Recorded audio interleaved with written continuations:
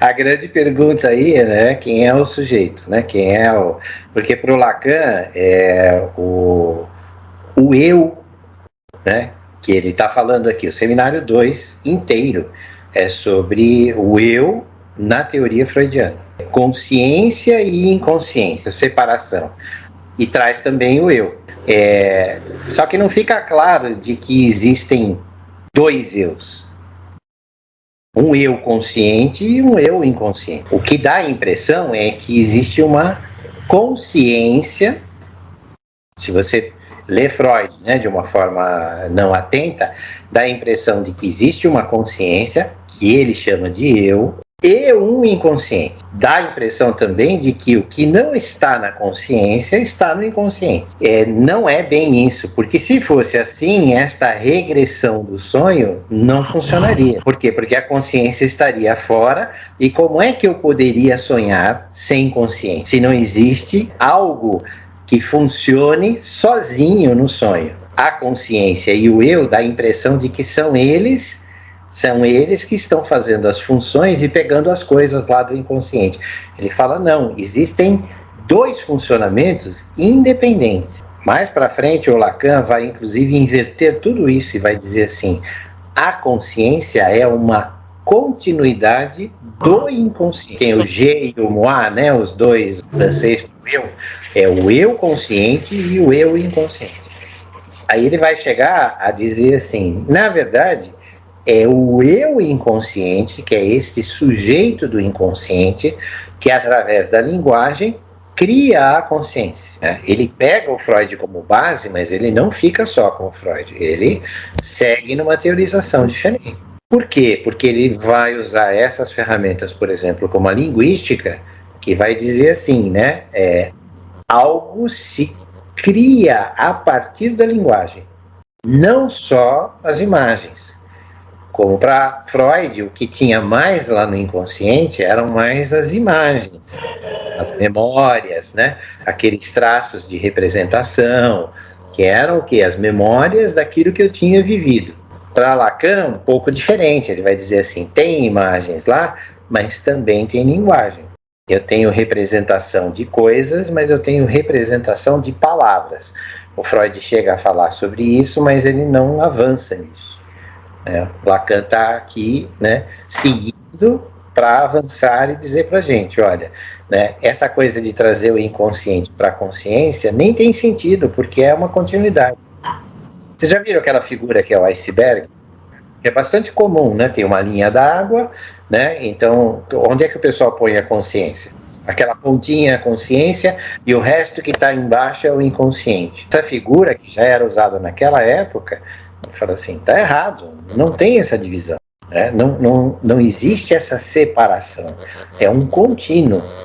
Por que é um contínuo, na opinião dele? Porque nós sonhamos, senão nós não sonharíamos. Veja, se não fosse um contínuo, imagine esse negócio do iceberg, se eu tiro a consciência fora, que a hora que eu estou dormindo a consciência está fora, ela está dormindo, eu não poderia sonhar. Um descentramento, porque nós temos sempre esta visão de que eu sou eu, eu sou o meu centro, e é importante que seja assim, porque senão, né, a dupla personalidade pode aparecer, mas aí são consciências divididas mesmo, né? Pessoas que conseguem fazer casos de 20 e tantas personalidades. Aqui ele está dizendo assim, se nós usarmos isso para o nosso inconsciente, a coisa atrapalhou, né? Então, não é o caso de um descentramento para dois eus. Os dois eus existem, né? O sujeito do inconsciente e o eu consciente, mas em continuidade.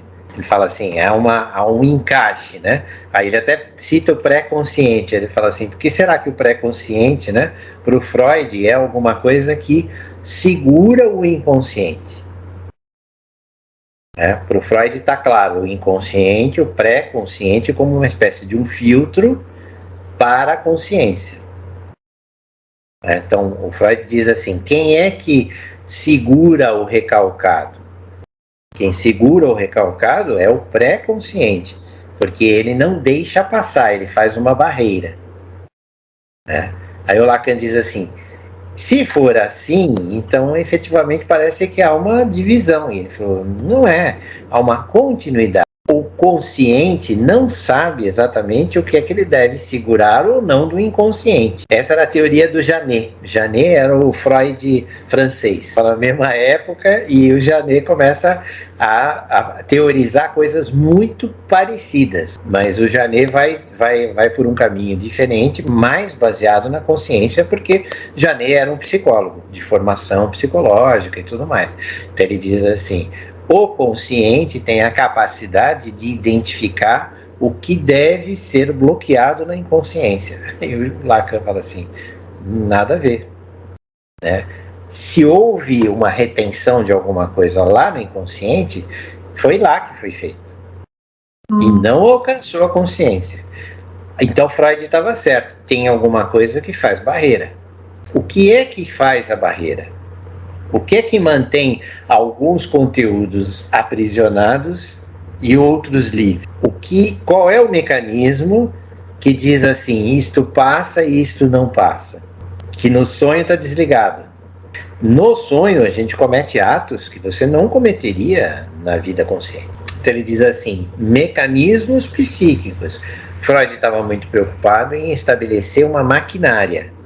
Então, claro que ele vai estabelecer, né, inconsciente, pré-consciente.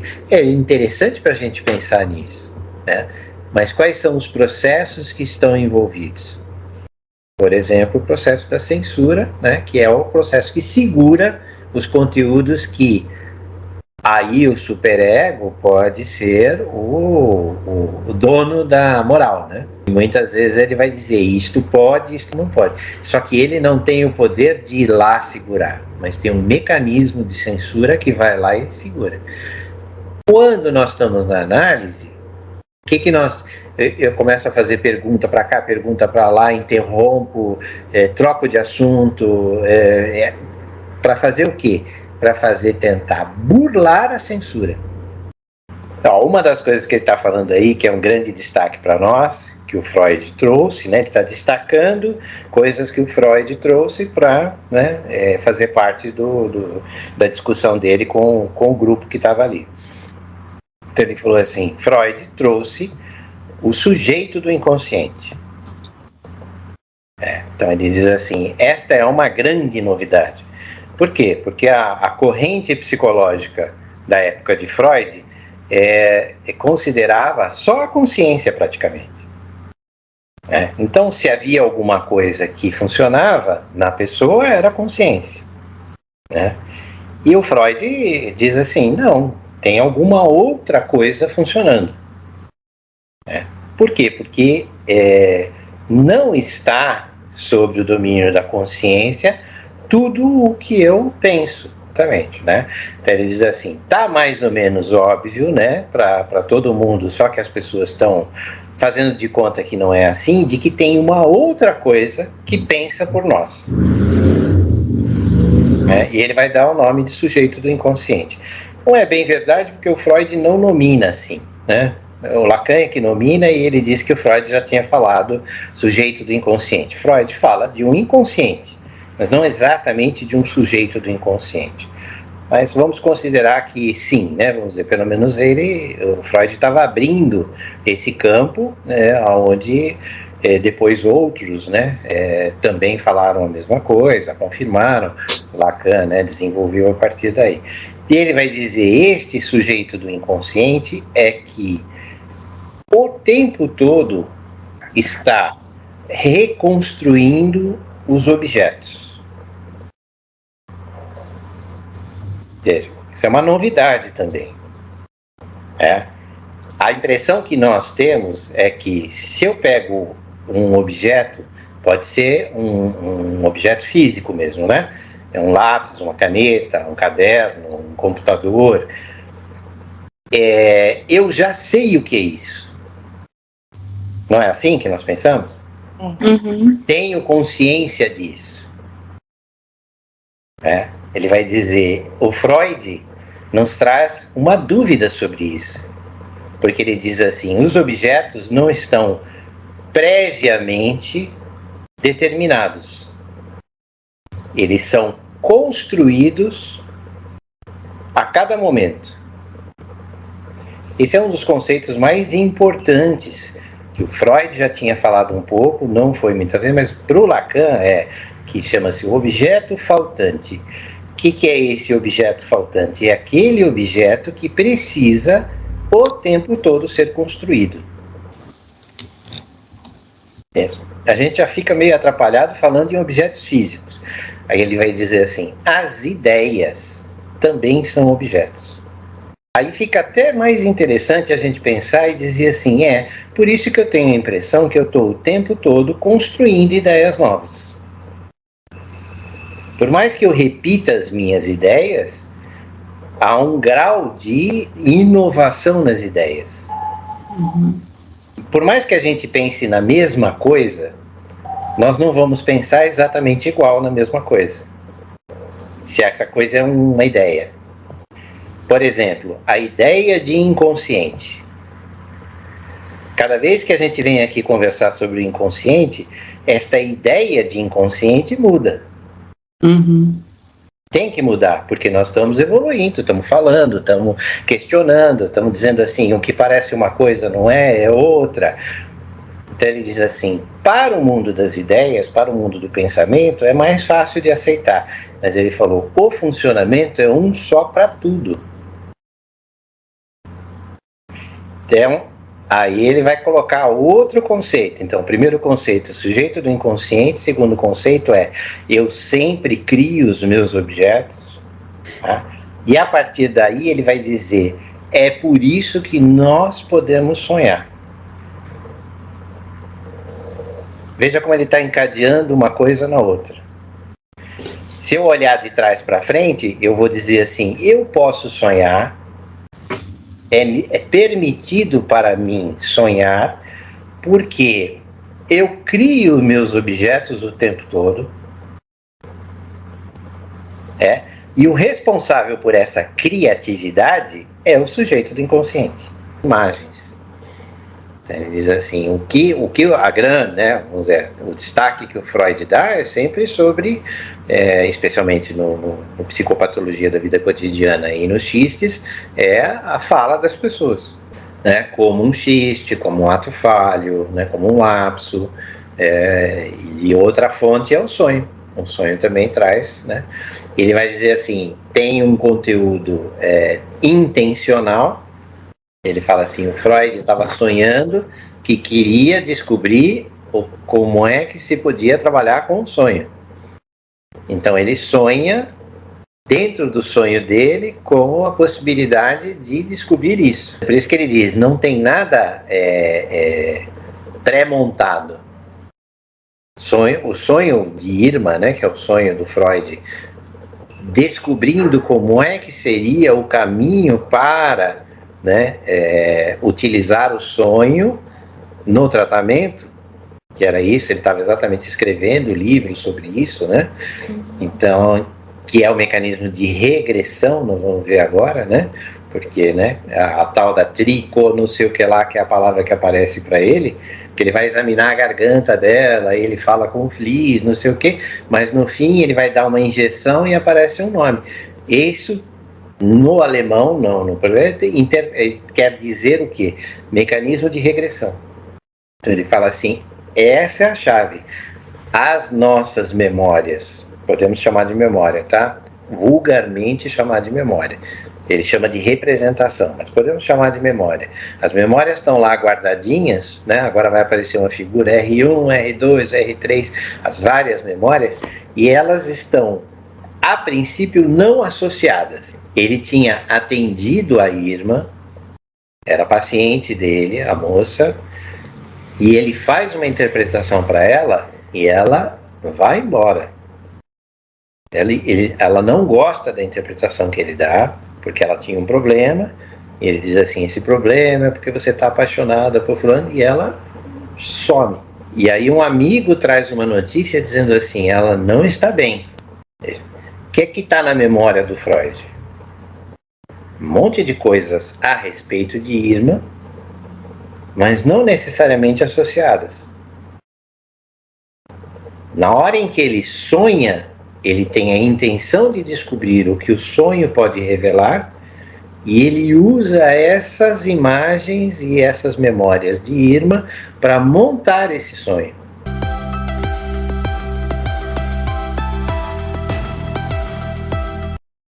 O que ele tá? Não é tão complicado, mas o jeito que foi escrito aí, barbaridade. Nós já falamos. Primeiro, são 3 coisas do sonho, mas ele fala só 2, tá? Mas o primeiro, o sonho é a realização, aí ele usa a palavra efetivação do desejo. Né? O sonho é movido por um desejo. Que seja um desejo que nós estávamos falando, né? Um desejo de fome, um desejo de sexo, um desejo de realizar alguma coisa que ainda não foi realizada. É um desejo. Freud vai dizer, o sonho é sempre uma realização do desejo. O Valabrega aqui mudou a palavra, ele está usando efetivação do desejo. Porque já estava se questionando naquela época essa história de que sempre um sonho é a realização de um desejo. E depois vai se descobrir que nem sempre ele é a realização de um desejo, mas ele é o quê? O caminho para um desejo se realizar. Segundo ponto, também não é nada complicado. O jeito que o cara escreve aqui é que é complicado, né?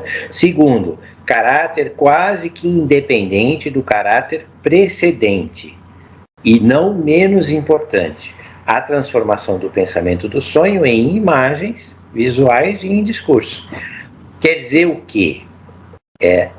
O sonho produz alguma coisa para mim. Ele encena e vivencia. Não é assim que a gente sonha? Que o caráter precedente eu tenho um desejo, mas além dele ser o cara que efetiva, né, ou encaminha, ele inclusive produz alguma coisa. E o terceiro, que ele não fala aqui, mas vai falar um pouco mais para frente, ele vai ter também o caráter de, além de produzir alguma coisa, modificar alguma coisa. Modifica conexões, inclusive. Quando nós estamos sonhando, nós estamos tentando, inclusive, resolver questões que estão lá recalcadas, que nos perturbam. Por isso, às vezes, alguns sonhos são tão perturbadores. Porque você vai sonhar com uma coisa que o seu pré-consciente, né, sua consciência, recalcou. Uma experiência infantil, sexual. Veja como o Freud estava certinho, está na linha, ele está dizendo assim, eventualmente, um recalque que estava lá preso, que está prejudicando a vida da pessoa neste momento, inclusive, é prejudicial ao dia a dia dela, né, ao que ela faz, vai ser resolvido no sonho. Quando nós estimulamos, né, o paciente a trazer sonhos, nós não estamos só querendo sonhos. Fale sobre, mas sonhe. Porque ao sonhar, se você está passando por recalques, já grande parte do trabalho analítico está sendo feito lá no sonho. Ele chama isso de ato psíquico. São vários atos que acontecem. Inclusive criar imagens, criar sons, criar palavras. Quanto o ato psíquico de sonhar, já é um ato modificador, que ele chama aqui de builded rede, né? Mas ele não vai explicar muito bem o que é isso. É uma remontagem da rede. Agora, veja, esse é o esquema que a gente falou, né? Tem a flechinha que entra, né? A flechinha de percepção. Então eu vi alguma coisa. O que acontece? Eu vou varrer, vamos dizer assim, né? As minhas várias memórias, vamos chamar vulgarmente aqui de memória, para ver se eu conheço aquele objeto. Porque eu preciso construir aquele objeto novamente, como se fosse um radar rastreando. O radar passa, deu um bip ali, é um objeto. Eu vou determinar que objeto é aquele pelas características daquela ressonância, vamos dizer, que veio do radar. A nossa mente é a mesma coisa. Eu pego as características, eu faço por associação, então eu já conheço aquilo, eu associo com aquilo que eu já conheço e trabalho as características daquele objeto. E vou determinar uma saída, que é uma saída motora. Por exemplo, eu olhei para a garrafa de água, eu reconheço a garrafa de água, eu quero pegar a água. Então aí há um motor. Percepção, rastreio, né, ou associações, ação. Ele fala, esse é o funcionamento normal, para frente. No sonho, isso acontece ao contrário. É uma ação psíquica. Por isso, o desejo impulsiona e o sistema anda para trás e tenta produzir, que aí é o terceiro item que ele está falando aí, produzir uma cena, uma história num outro lugar. Muito simples. Para toda a sofisticação que ele poderia lançar mão, né, de como é que funciona a memória, como é que as coisas se associam, como é que os registros entram, como é que eles saem, como é que eles se movimentam. Ele diz assim, ele faz um esquema simples. Né? E esta simplicidade nos ajuda a entender aonde é que ele queria chegar. Talvez por isso ele está dizendo que é picante, né? Porque ao mesmo tempo que é simples, é bastante interessante olhar, né? Por que tanta simplicidade? Ele diz assim, ele está querendo simplesmente mostrar que é um sistema que está baseado em neurônios. Por quê? Porque ele descreveu a maneira como os neurônios funcionavam lá naquele projeto, antes de escrever a interpretação dos sonhos. Só que ele não publica o projeto. Isso o Lacan deixa para lá, né? Mas ele diz assim, mas hoje nós temos acesso ao projeto, então no projeto tem toda uma sofisticação, né? Como é que funcionam os neurônios da sensibilidade, como é que funcionam os neurônios que estão no meio do caminho, como é que funcionam os neurônios psi, lembram? Ômega, Phi e Psi. Então ele diz assim, ali ele já tinha essa... Na interpretação dos sonhos, ele simplifica, e ele diz assim, as memórias são guardadas inicialmente de uma simultaneidade, que quer dizer uma, mais uma, mais uma. Nós vamos guardando as memórias, por exemplo, como é que vocês vão memorizar o que está acontecendo aqui hoje na aula? Vocês vão memorizar numa sequência, tá? Depois, quando essa memória vai ser trabalhada, aí ela vai fazer o quê? Um outro processo, que é um processo de associação. Que ele vai falar que, basicamente, é por semelhança. Quer dizer o quê? O que vocês ouviram sobre o Freud, sobre o sistema da memória, já está guardado, e aí ele vai fazer o quê? Ligações. E aí que a gente vai dizer que a nossa memória é associativa. Aí a ordem já não é mais uma simultaneidade. Então ele diz assim, no sonho, quando houver aquele processo de regressão, onde eu vou buscar memórias para montar meu sonho, eu não uso mais essa simultaneidade. Alguma coisa acaba sendo usada porque são as memórias mais recentes. Se eu estou lidando com um determinado assunto hoje, esse assunto vem no meu sonho. Porque está muito fresco, está muito recente. E, aliás, os neurocientistas dizem que é exatamente esse momento em que está se reorganizando e associando essas ideias a outras ideias. Por isso, inclusive, elas vêm participar preferencialmente do seu sonho. Mas elas podem buscar, por exemplo, associações com traumas e outras coisas que a gente olha para o sonho e diz assim, mas está misturando coisas do dia de hoje com coisas da minha vida passada. Olha como o processo já é um processo de associação. Sim. Né? Então, não associa logo de cara, a não ser que você tenha que esforçar a sua memória para lembrar alguma coisa. Aí é um processo de ir buscar. Se não, é só guardar e depois fazer essa associação. E aí ele fala do Parmênides. Quem é que pode falar alguma coisa de Parmênides? Eu não posso, não sei quem é. O cara é o pré-socrático, né? É de 1500 lá, antes de Cristo, né? O que o ser quer dizer o quê? Que o ser existe no seu tempo, no seu espaço, naquele momento. Esta é uma base da filosofia que depois vai influenciar os outros filósofos que virão à frente, né? Inclusive até o cristianismo e uma série de coisas. O que nós conhecemos no momento presente, né? Então, o que é, e eu sei que é, né? E aí ele vai dizer, e o que não é, né? O não ser, não é. O que não é aquilo que não é nem no tempo e nem no espaço. É aquilo cujo qual eu nem consigo falar. Se eu conseguir falar alguma coisa sobre algo, só não existe aquilo que você não consegue nem falar sobre ele. Então ele diz assim, isso que o Freud está mostrando para nós é Parmênides, porque ele está dizendo assim, as coisas estão sendo registradas conforme elas vão acontecendo no tempo. Nós somos seres inseridos no tempo e no espaço. E aconteceu, e o que o Freud está dizendo para a gente aqui, né? E ficou registrado, mesmo que você não tenha acesso direto a isso. Então, isto faz parte do seu ser. E aí há o enrosco que acaba acontecendo. E ele fala assim, tem o Parmênides todo, então também tem o não ser. Porque o que é ser, para nós, de certa forma, é mais ou menos fácil de entender.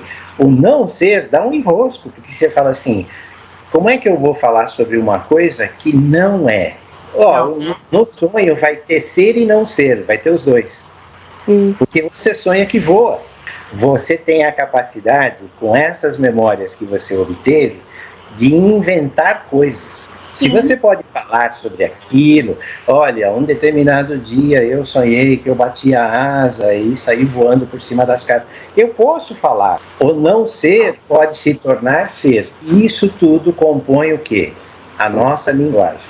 O Lacan nunca está perdido, ele está sempre falando de um monte de coisa para a linguagem.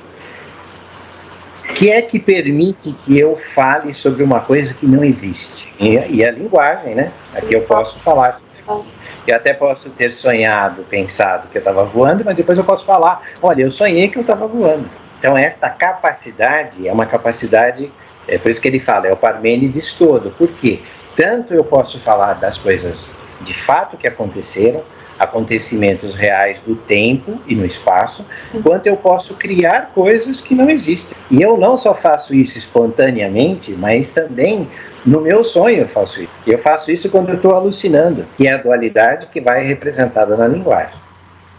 Eu sempre posso falar das coisas que existem e são, como posso falar das coisas que não existem e não são. Falar das coisas de uma forma negativa. E outra coisa que está sendo vista aí é esse sistema que o Freud montou, ele é um sistema que nós chamamos de planificado, né? Ele está chapado, é um desenho. Né? E o Lacan vai dizer assim, né? E o Valabrega está questionando, dizendo assim, mas a entrada perceptora, né, está muito junto da entrada motora. Será que isso aí não seria redondo assim? A entrada de um seria a saída de outro? Porque, de fato, as coisas não acontecem nesse plano.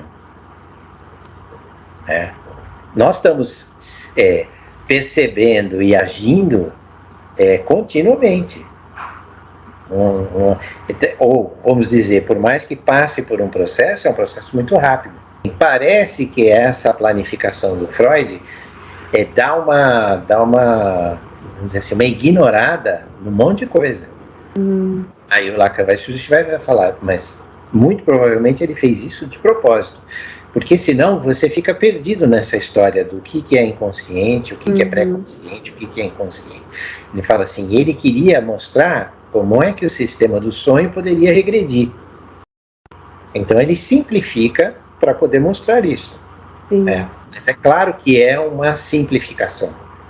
É muito mais complicado do que apenas isso. Quando ele tenta posicionar a consciência mais perto do motor, né, que seria a saída motora, o Valabrega dá uma bronca e fala, não, mas também tem consciência aqui na percepção.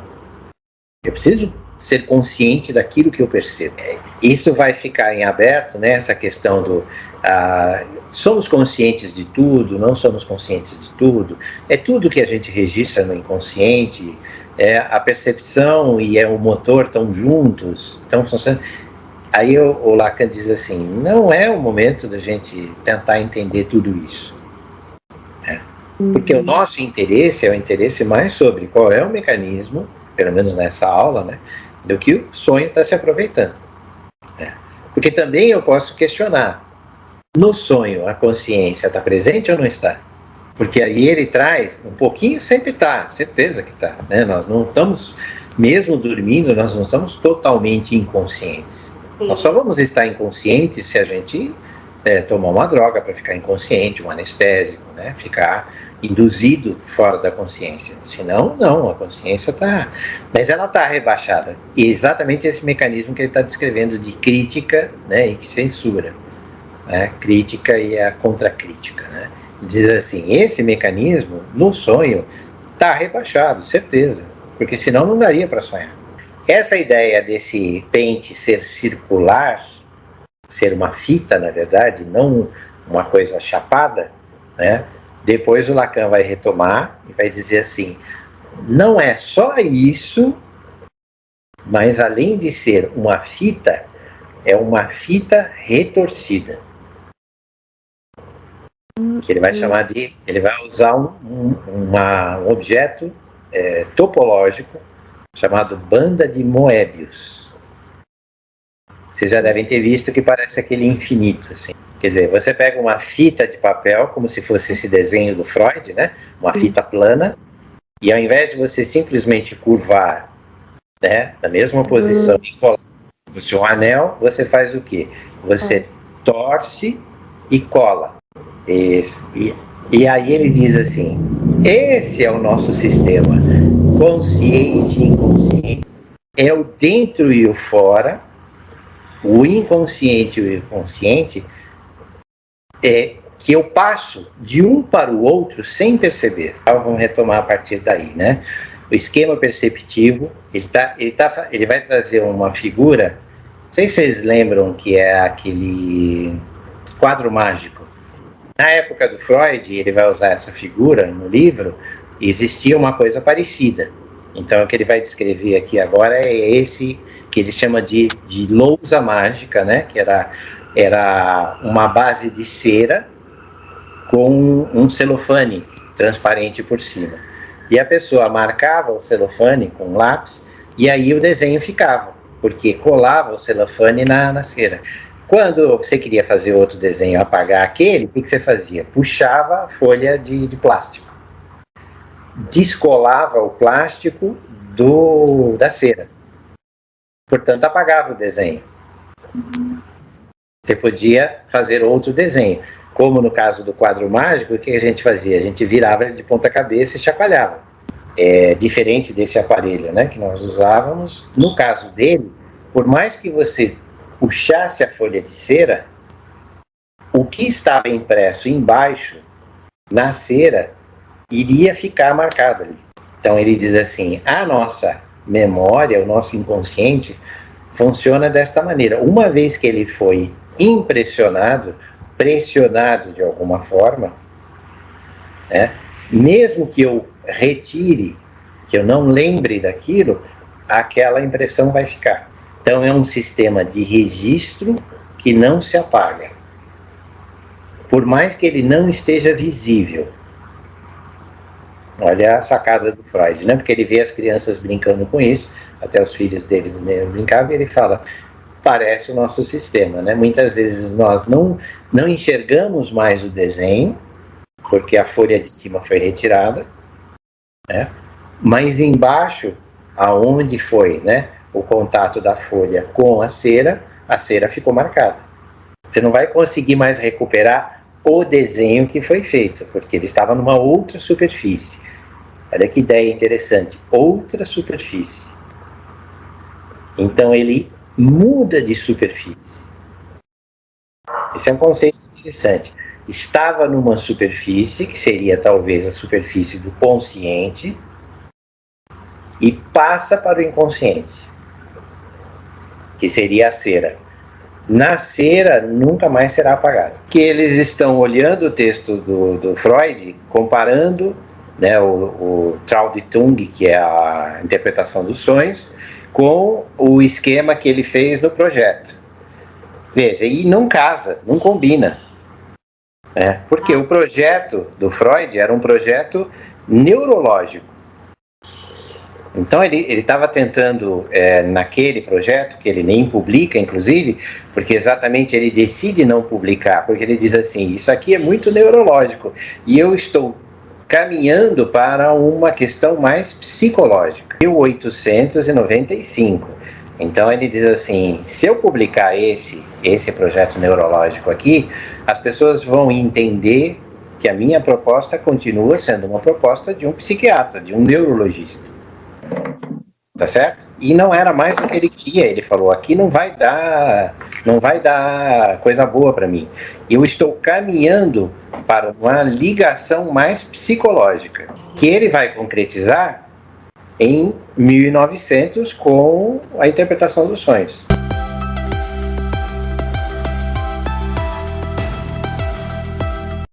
Está de novo dizendo assim, olha, o sonho, é a regressão para as memórias, né? É o sistema. Então o que o Freud está fazendo, né? Está dizendo assim, tem dois funcionamentos dentro, né, da nossa mente. Um é para frente, para fora, né? E o outro vamos dizer assim, não, é de fora para dentro, quando nós estamos acordados, né? De fora para dentro, se bem que também acontece de dentro para fora, mas aí você está acordado e você está percebendo o que está acontecendo. O para fora não é completo, ele fica dentro do próprio sistema do sonho. Mas já vimos isso, né? O que é que nós estamos produzindo quando estamos sonhando, né? Uma espécie de uma alucinação. Isso pode acontecer com a gente acordado? O que é que nós pretendemos quando estamos fazendo a pessoa falar numa sessão de psicanálise? Alucine, delire. Veja, aí tem aquele preconceito que nós temos sobre o que é uma alucinação, né? Para o Freud é a produção de uma memória, a produção de imagens. Não exatamente isso que você está trazendo, que é o louco, que vive num mundo à parte. O afeto, ele vem junto, né, com a memória. Isso é a catexia, olha, veja como isso é a energia que está ligada. Não só a lembrança, se for um afeto muito forte, mexeu muito comigo, é provável que ele vá catexar, juntar energeticamente essa memória às outras memórias daquela história. Mas o seminário 1, Lacan passa praticamente o seminário inteiro descendo a lenha nos pós-freudianos, que seriam os analistas que vieram, né, a seguir de Freud, portanto, da época do Freud até o momento de 1952, né, e que como eles foram abandonando as ideias do Freud e foram ficando só com a questão do ego. E ele desce além o seminário inteirinho dizendo assim, isto não é psicanálise, vocês estão distorcendo, vamos voltar. Por isso, Lacan é conhecido como o retorno a Freud, né? Do seminário 1 até o seminário 9, mais ou menos, ele vai trabalhar os textos de Freud. Porque ele diz assim, vocês estão se desviando, vocês estão esquecendo até mesmo o próprio inconsciente. Que havia uma tendência, que ainda é muito forte nos dias de hoje, do behaviorismo, coisa do comportamental. E que a TCC hoje é tão divulgada, tão falada, né? Terapia cognitivo-comportamental. É uma herança desse movimento behaviorista. Grande parte dos teóricos desse período, né, em torno dos anos 50, chega a afirmar claramente, dizer assim, não interessa da onde vem, interessa o fenômeno. Ele está ali com uma plateia que muito provavelmente está extremamente influenciada pelo behaviorismo e aplicando, inclusive, técnicas behavioristas na psicanálise. Então ele diz assim, olha, cuidado com isso, porque aí vocês não vão aceitar conceitos como regressão, alucinação, e o próprio conceito que, para Lacan, é o ego. Ele fala assim, a maioria dos tratamentos visa só o ego, e ele diz assim, e o ego, para mim, é uma alucinação. Ele não fala explicitamente aqui, mas ele vai falar nos textos mais para frente. Ele diz assim, o ego é uma construção da própria pessoa. É ou não é? Quando eu digo assim, eu sou Roberto, psicanalista. Quem é que me disse isso? Meu nome foi dado lá pela minha mãe e pelo meu pai, mas o psicanalista fui eu que construí. Tudo que está, de certa forma, construído na nossa psique é construído através de um sistema alucinatório. Em Busca da Memória, ele estuda um animal extremamente simples, que praticamente só tem um neurônio. Sim. Né? E é um neurônio grande, então dá para fazer um estudo que é uma lesma gigante, né? Então é exatamente para ser um objeto de estudo. Ele fala assim, o cérebro humano, bilhões de neurônios, é uma confusão danada. Ele fala, nós precisamos de um ser muito simples, né? Para ser analisado, para ser estudado. E ele fala assim, só com esse neurônio, esse bicho faz tanta coisa. Ele fala assim, imagine nós que temos bilhões de neurônios. Misturar conhecimento com memória, com coisa que ficou... Aí o Lacan está dizendo assim, isso é o ego. Para mim, ele fala assim, eu sei que isso é muito diferente para a grande maioria dos profissionais da área, para a grande maioria das pessoas, né? Não vão compreender o ego dessa forma. Porque o ponto de vista do Lacan vem um pouco da psiquiatria e da neurologia também, porque ele era, né, um psiquiatra, e por ele ter iniciado o trabalho dele atendendo psicóticos, diferente do Freud, que atendia neuróticos. Ele está aqui criando, vamos dizer assim, né, um solo, e até selecionando pessoas, depois ele vai dizer, né, que a turma que foi ficando com ele, né, que foi seguindo os estudos com ele, foram pessoas que foram aderindo, de certa forma, às ideias dele, que não eram umas ideias muito usuais daquele momento. Mas lá no fim, 27 e tantos anos depois, ele dissolve a escola e diz assim, não atingi meu objetivo. Porque ele diz assim, é isso que vai acontecendo na nossa vida, nós vamos nos encaixando nas coisas que vão fazendo sentido pra gente.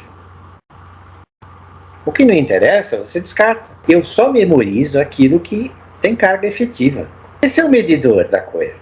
Carga efetiva baixa, eu esqueço, jogo fora. O que tem alto grau, né, de chance de mexer comigo, veja, carga efetiva quer dizer o quê? São experiências importantes para mim. Nosso sistema é um sistema que pretende ser eterno.